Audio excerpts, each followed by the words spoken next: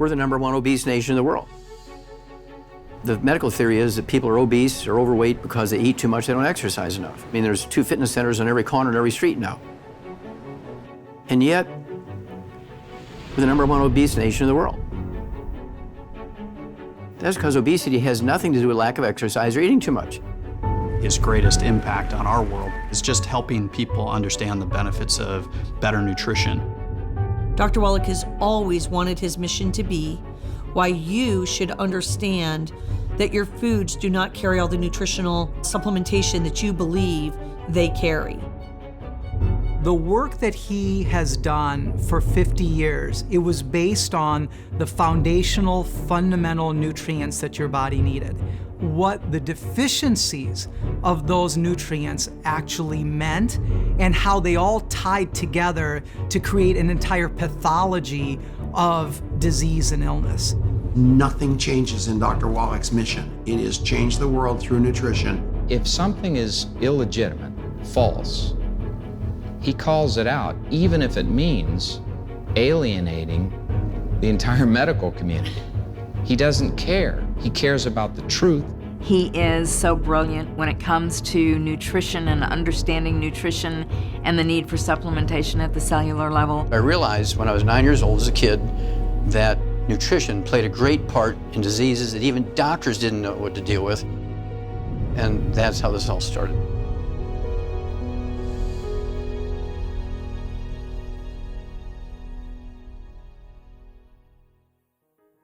I had facial tics, little cramps in my face, and I'd squeak like a pig and make funny little noises.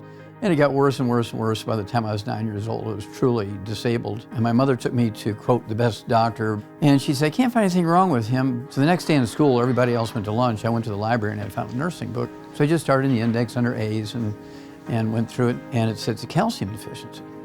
I had chores on the farm, including feeding some alfalfa pellets that were enriched to little bull calves, and I would read the little analysis tags on the back.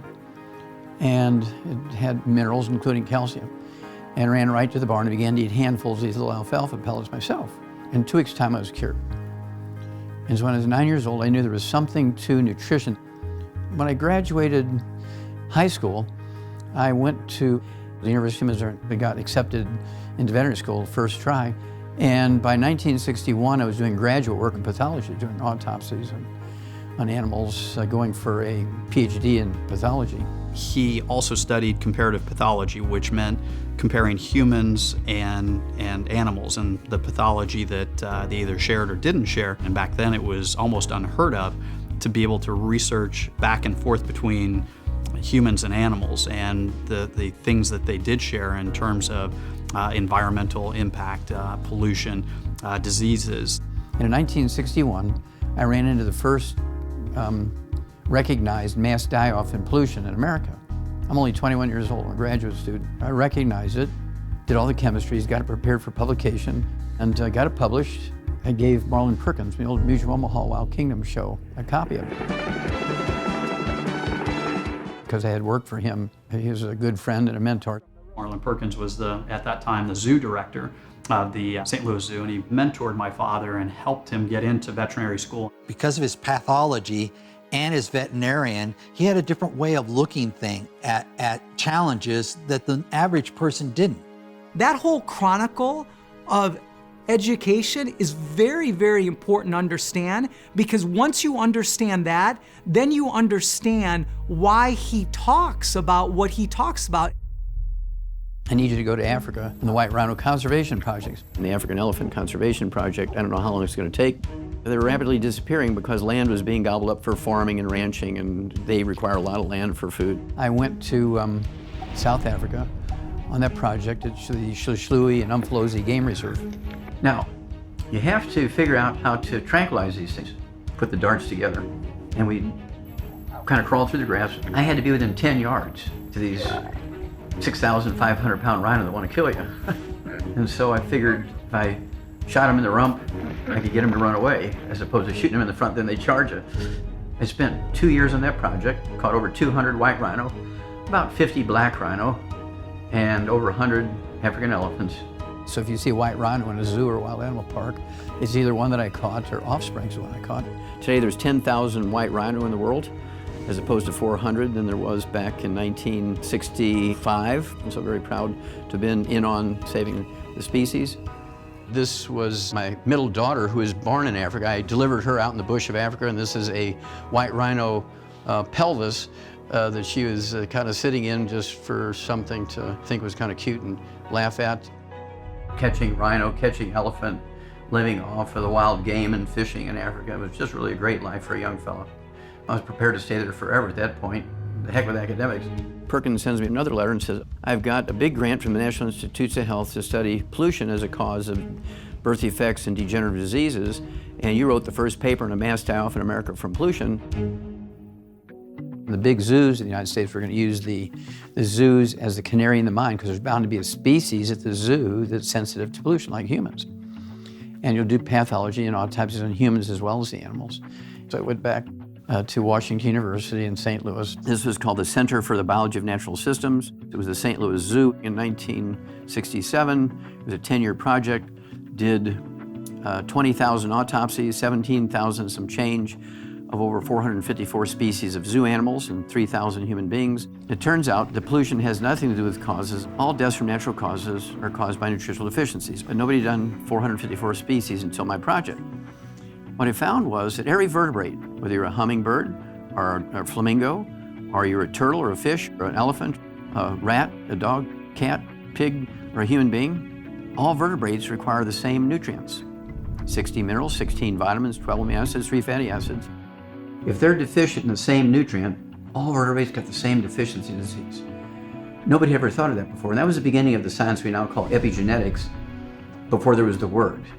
These 20,000 autopsies and all these chemistries and slides went into a 1,200-page book that sold for $140 back then. It had never been a book like it before. The disease of exotic animals, of course, is one of my great treasures because it represented the 10 years of actual work. It was in the Smithsonian Institute as a national treasure.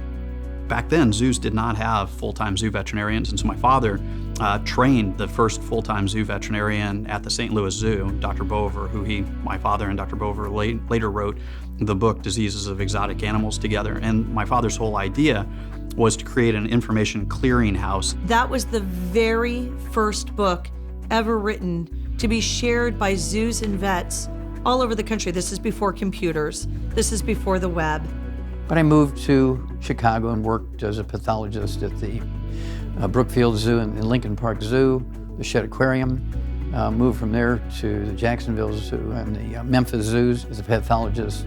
My father's impact in terms of helping animals and his passion around zoos was expanding on the idea of open-air zoos. In the early 1900s into the mid-1900s, zoos were really places that had cages and caged animals. My father's work and impact had a lot to do with creating these open-air zoos, which you see today. A great example of that is the San Diego Wild Animal Park, where the animals roam free and where the animals didn't know they were actually caged. Growing up with my father obviously was interesting. You know, as a young boy, we would move from city to city and initially zoo to zoo. I kind of thought it was normal. I thought everybody grew up in zoos. You know, I kind of had free reign and free run, a variety of zoos. I knew everybody knew me. I was, this young little kid, Dr. Wallach's son. And so it was fun growing up, around the zoos. I was approached to go to Atlanta, Georgia and work at the Yerkes Primate Center with the primate colony there that NASA was working with to send monkeys into space and so forth. Marlon Perkins put my father on this path early on. That's ultimately what led to my father making the discovery many, many years later of cystic fibrosis, working as an assistant pathologist at the Yerkes Primate Center, doing research on primates in particular to further human science and human health. And ultimately, that's what changed my father's direction really towards human health. There was always that piece behind me looking for more information. Yerkes had many, many things. There's 5 of these regional primate centers scattered around the United States. In this particular one in Atlanta, Georgia, the Yerkes Regional Primate Center was being used to train and raise monkeys for NASA, for space travel. And again, it was my first year there. was wintertime. All the people who'd been there for 15, 20 years left for the holidays. I'm the new guy on the block. I get left there by myself. Here it comes. I get a 6-month-old baby monkey. Came from a colony of 25 baby monkeys, all with different mothers and fathers, so they're not genetically related whatsoever. For 6 years, before that monkey died, every month, the parents, the mother and father of each of these baby monkeys, they would take a blood sample and put it in the freezer. So I had 6 years worth of monthly blood samples from the parents of these 25 monkeys. I mean, how perfect is that? Did everything, found the one nutrient that was missing. Hadn't been missing in the other ones before this group, but after this group, that nutrient was missing. That's why these monkeys got cystic fibrosis. It's the first non-human case of cystic fibrosis ever diagnosed in a primate, or an animal for that matter. I mean, I was excited because this is really going to help us with research to help kids with cystic fibrosis. So I had this paper all ready to go, had all the data. I had all my microscopic pictures. I had all the chemistries that I'd done, all those saved blood samples. I had the biopsies from the 24 living ones.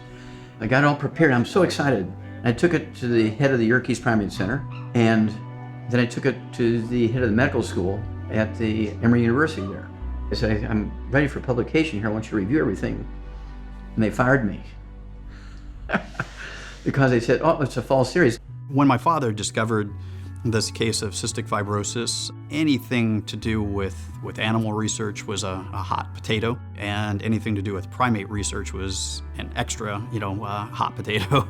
And my father's discovery and belief back then, which is the same today, is that what led to the death of that infant monkey and led to cystic fibrosis occurring in that monkey was a nutritional deficiency. They didn't know what they didn't know, and they were feeding them a traditional diet of monkey biscuits and saturated oils and things like that. And my father's point was that the monkey in question and others were deficient in key nutrients, selenium being one of them, vitamin E and riboflavin being others. Information is power.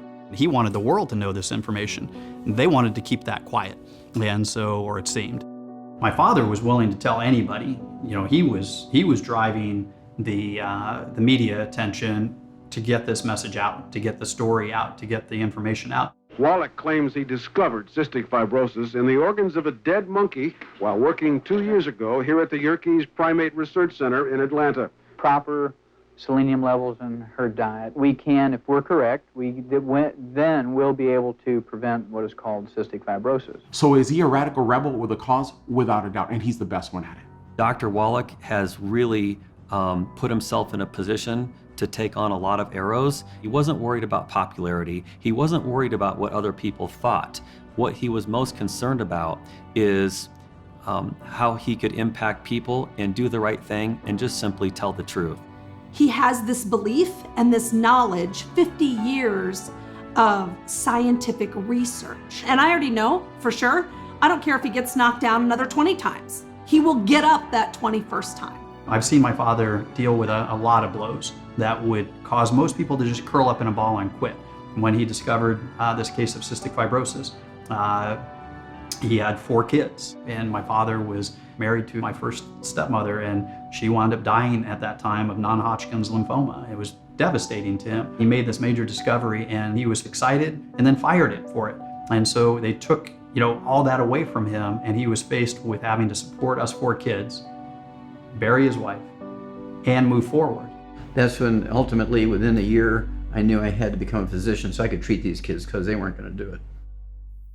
There is a disconnect with the medical system. The medical system has failed us very badly.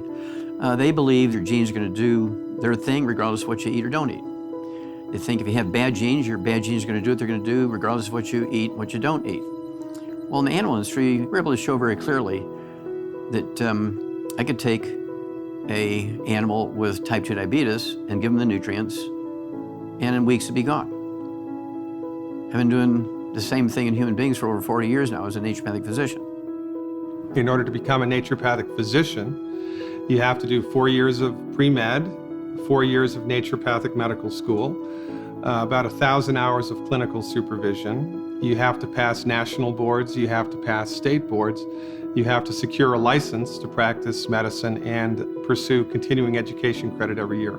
However, the distinction between naturopathic medicine and what MDs practice, which is allopathic medicine, is that naturopathic physicians are taught therapeutics, the intention of which are to cure the condition.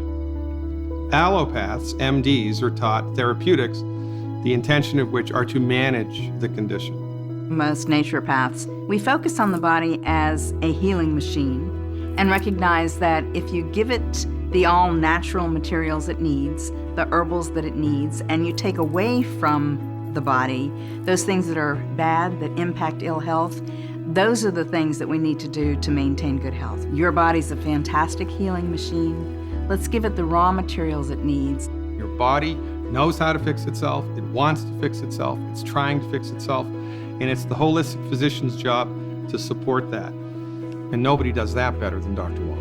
At the end of the day, we are not drug-based beings, but we are vitamin-based beings, and mineral-based beings, and protein-based beings, and oxygen-based beings, and water-based beings. He believes in you taking your health into your own hands, and he wants you to have every bit of information you need to make a decision. You know, sir, I don't even know you, but I'm going to save your life. You know this will take 25 years off your life? Busted! Are you kidding me? The biggest misconception about Dr. Wallach is that he's just a quack, like he's just crazy. And he's like a heretic. They use these types of words, but they're using it not because of his knowledge. They're using it because of how he behaves. But here's the thing, it's no different than us. It's just that most of us, meaning 99.9999% of us, don't have a sense of purpose and mission like he does. And you want him that way because the greatest leaders of this world have been that way. And they have been the ones who has been able to transform society and made an impact. I think rebels are passionate people, and Dr. Wallach certainly fits that bill. I think you have to have a little something burning in your heart if you're going to improve health around the world.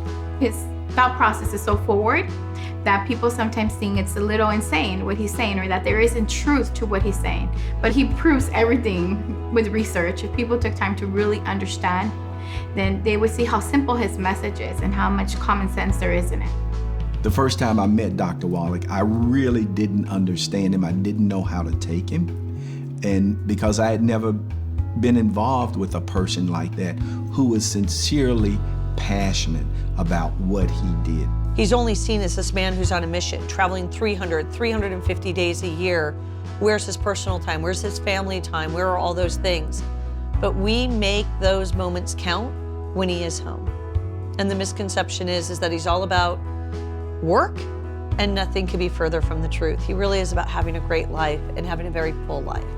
I have 4 wonderful children, 8 wonderful grandkids, and 4 wonderful great-grandkids. They're all very healthy because they've been taking the 90 essential nutrients before they were conceived, all through the pregnancies they were developed in. And so I'm very, very proud of their good health. My father, he is like a child that never grew up because he's just constantly going, he's constantly learning. And we've all known children, they are excited about life, they go, go, go, go until they finally just collapse and, they just crash. And, much like my 10-year-old, he'll go and go and go until he just is exhausted. And my father still does that.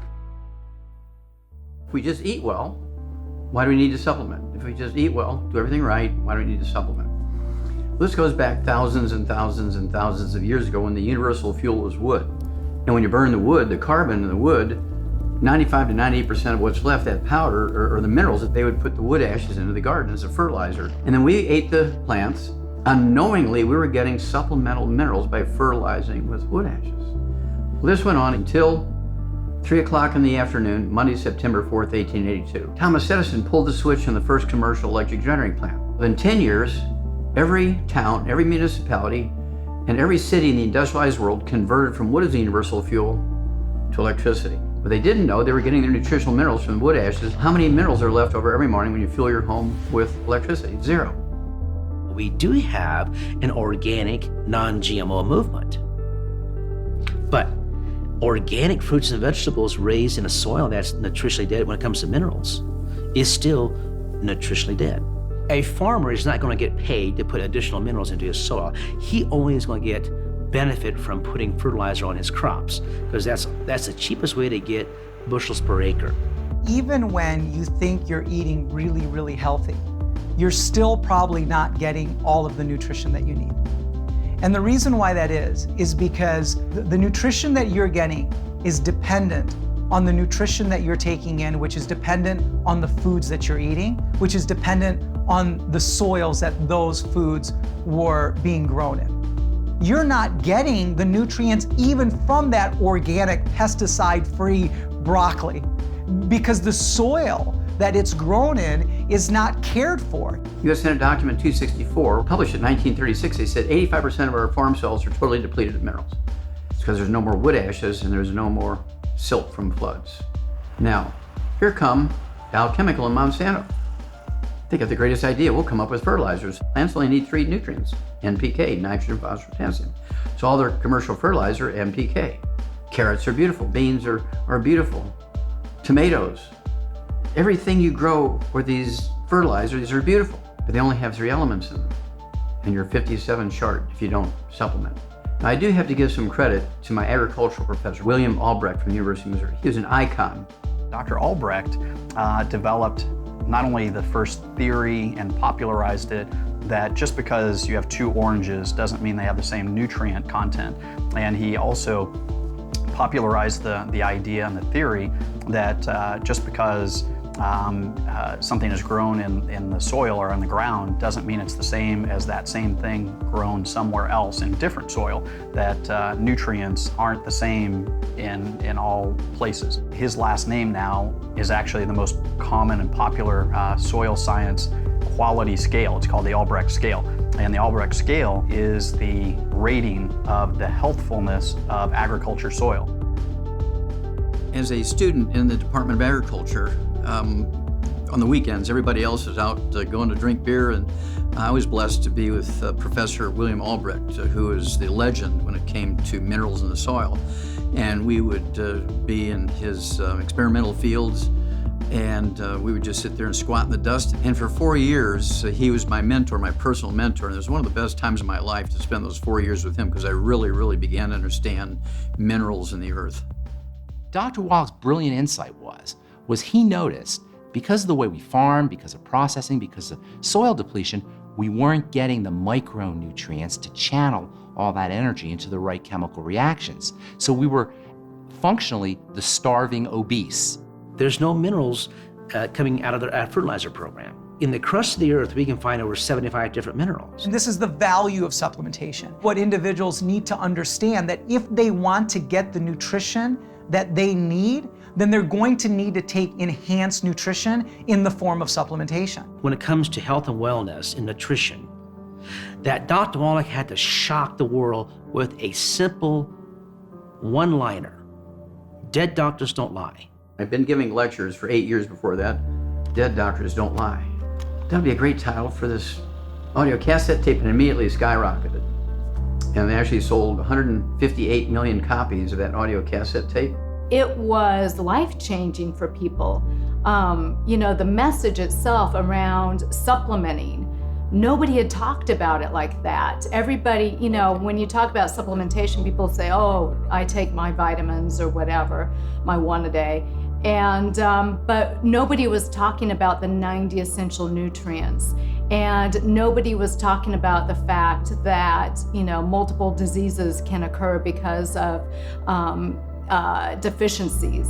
And that cassette tape, and then later the book, laid it out so succinctly that it was life-changing for people. We think that the formula to health is something incredibly complicated, and he's really simplified it into understanding that if you give the body certain elements, minerals, vitamins, amino acids, essential fatty acids, then the body is going to take those resources and create a better body. It was amazing because it was originally 2.5 hours, and yet people found it so interesting. The information, they were so hungry for the information, it became a phenomenon around the world. It got translated into numerous languages, and so the book is really a continuation of that 2 to 2.5 hour lecture, really filling in the rest of the story. He was an advocate for salting your food to taste. He was always a proponent of good fats and an opponent against oils like vegetable oils and margarine. This is at a time that butter was a villain. Healthy fats were villainized. Food scientists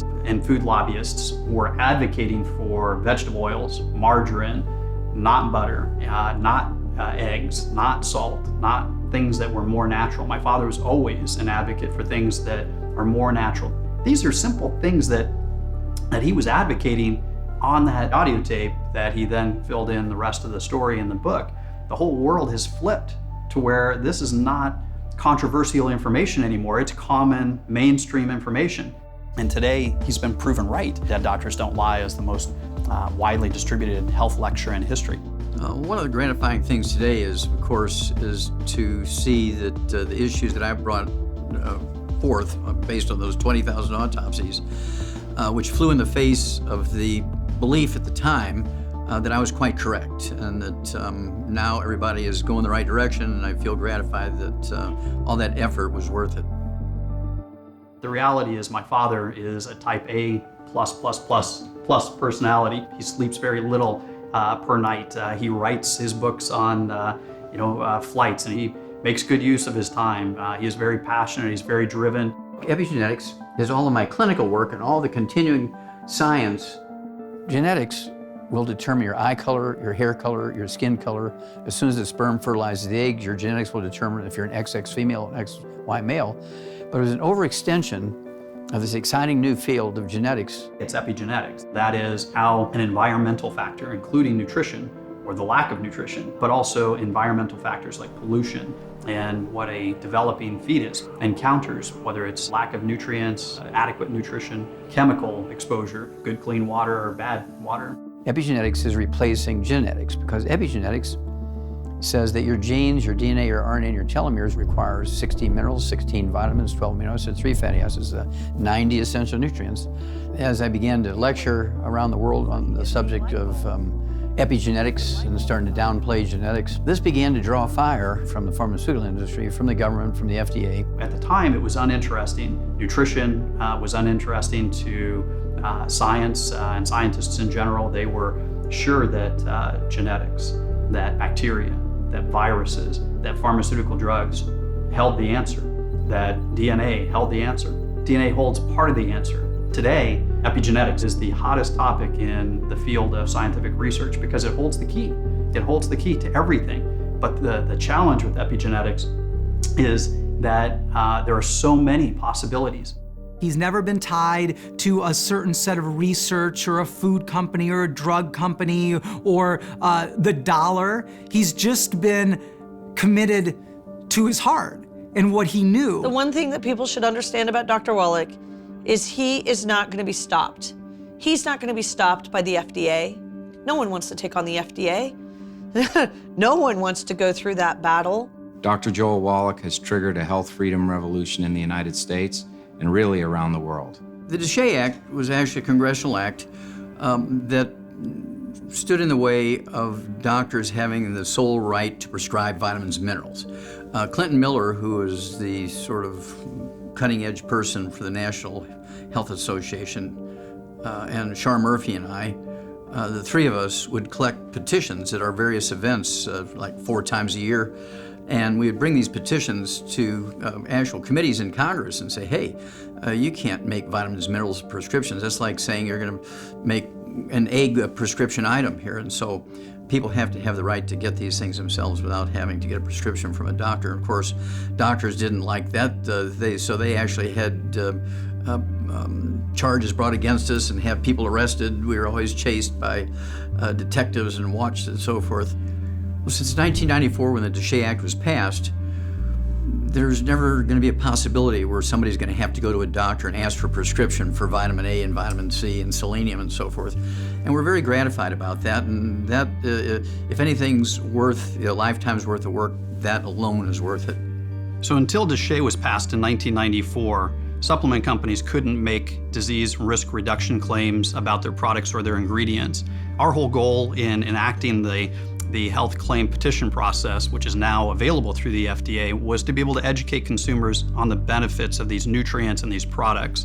With help of people like Jonathan Emord and certainly people like my father, this is now available to supplement companies to be able to file health claim petitions to be able to better educate the general public. consumers can read a label on a dietary supplement and understand what the product's good for and the science behind it. The Nutrition Labeling and Education Act, followed by the Dietary Supplement Health and Education Act, were indispensable to opening the door to health freedom in the United States. Without those acts' passage, it would have been very difficult to get where we are today. So some of the successes that have come about because of the First Amendment litigation and also the change in the statutory law are omega-3 fatty acids, reducing the risk of coronary heart disease, folic acid, reducing the risk of neural tube defect births, selenium, reducing the risk of cancers,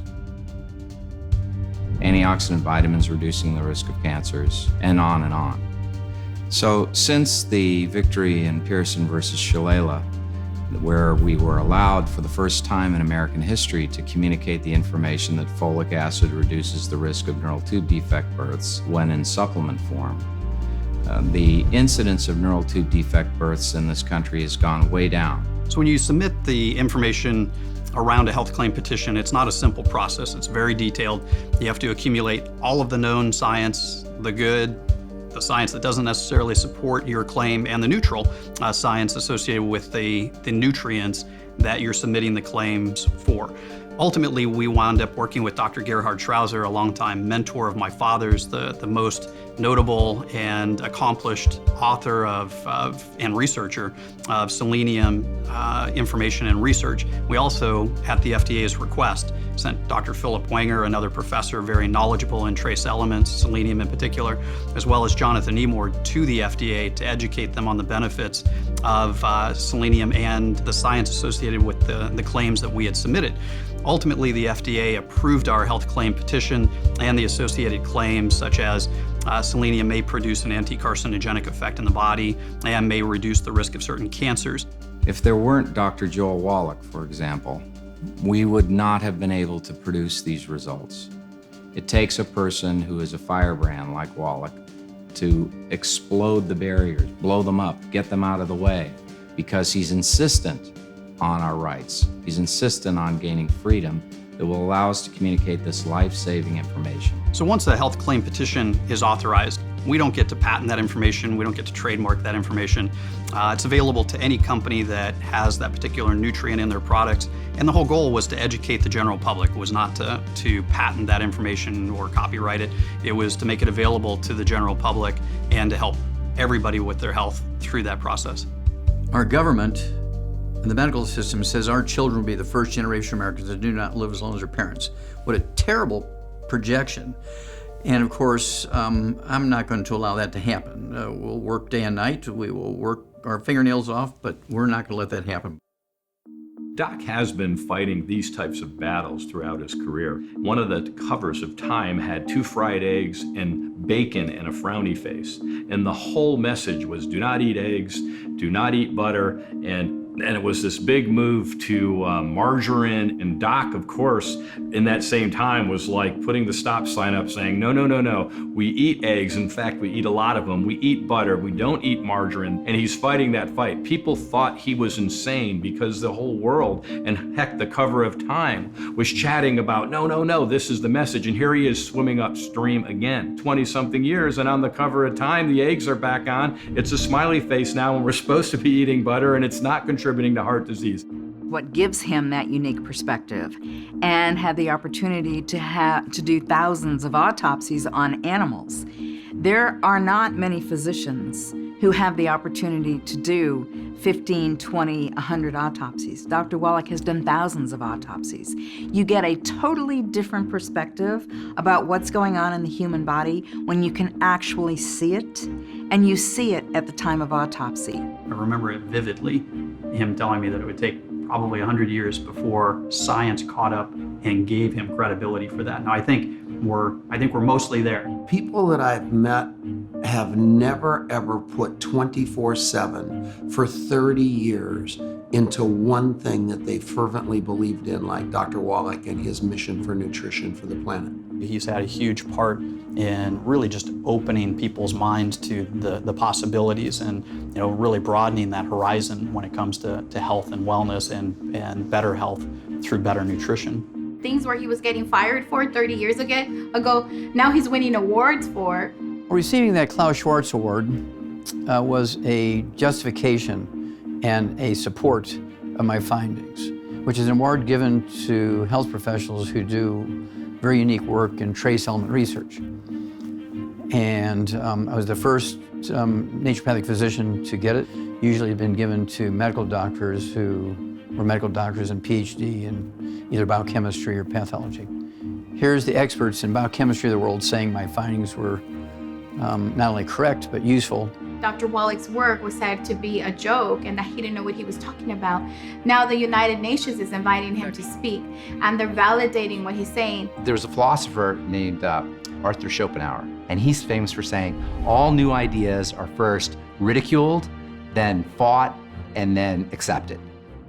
He is on a mission, and he has this vision of exactly how it needs to be. He doesn't change.